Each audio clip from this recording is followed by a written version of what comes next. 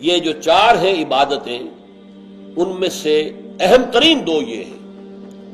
بڑی عجیب ان کے اندر ایک ترتیب ہے. دو عبادتیں وہ ہیں جو ہر مسلمان پر فرض ہیں، امیر ہو، غریب ہو، کوئی ہو، مرد ہو، عورت ہو: نماز اور روزہ.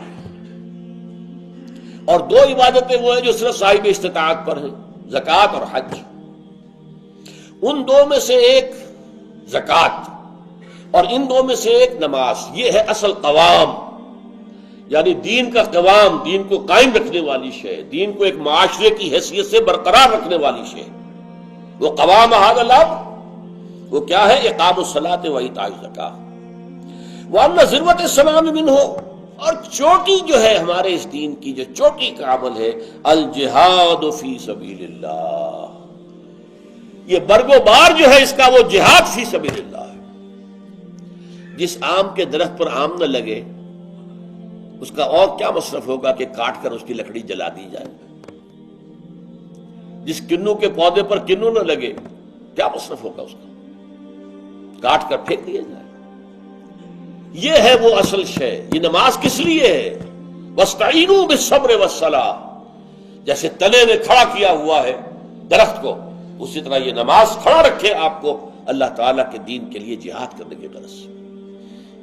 میرا وہ چھوٹا سا جو کتابچہ ہے حقیقت جہاد فی سبیل اللہ، جو حضرات اس وقت لے گئے تھے، دوبارہ ایک دفعہ پڑھیں. جہاد کی حقیقت کیا ہے؟ ہم نے جہاد کو بدنام کر دیا ہے، جہاد کے ساتھ غلط تصورات ایڈ کر دیے گئے.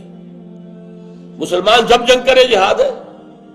ہو سکتا ہے کوئی مسلمان بادشاہ ہے، فاسق ہے، فاجر ہے، بدماش ہے، شرابی ہے، زانی ہے، وہ اپنے صرف عیش کو بڑھانے کے لیے، اپنے جو ریونیو ہے اس کو بڑھانے کے لیے کسی برابر کے ملک کے اوپر حملہ کرتا ہے تاکہ اپنی حکومت کو توسیع دے سکے. یہ جہاد فی سبیل اللہ ہوگا؟ لا حول ولا قوت الا باللہ. ہم نے جب جہاد کا لفظ اس طرح بدنام کیا ہے تو لہذا آج اغیار تو اسے خود پھیلائیں گے. پھر کچھ ہم نے اس کے اندر غلط کام کیا، کچھ انہوں نے آگے بڑھا دیا. ایک جہاد میں آپ کو بتا چکا ہوں، جہاد فی سبیل حریہ، آزادی کے لیے جہاد. اس میں کوئی جان دے گا تو وہ شہید ہی شمار ہوگا. لیکن اسے جہاد فی سبیل اللہ مت کہو، اس کی کچھ اور شرائط ہے. وہ 9 منزلہ عمارت جو ہے 8 سیڑھیاں چڑھ کر وہاں پہنچا جاتا ہے قتال کے مرحلے میں. لہذا جہاد فی سبیل اللہ کو حضور نے دین کی چوٹی قرار دیا.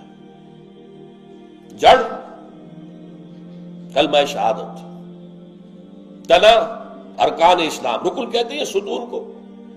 ان چاروں کو جمع کر کے ایک ستون بنا دیجیے، ایک تنا بن جائے گا. اور اوپر پھر برگ و بار جو ہے وہ جہاد فی سبیل اللہ.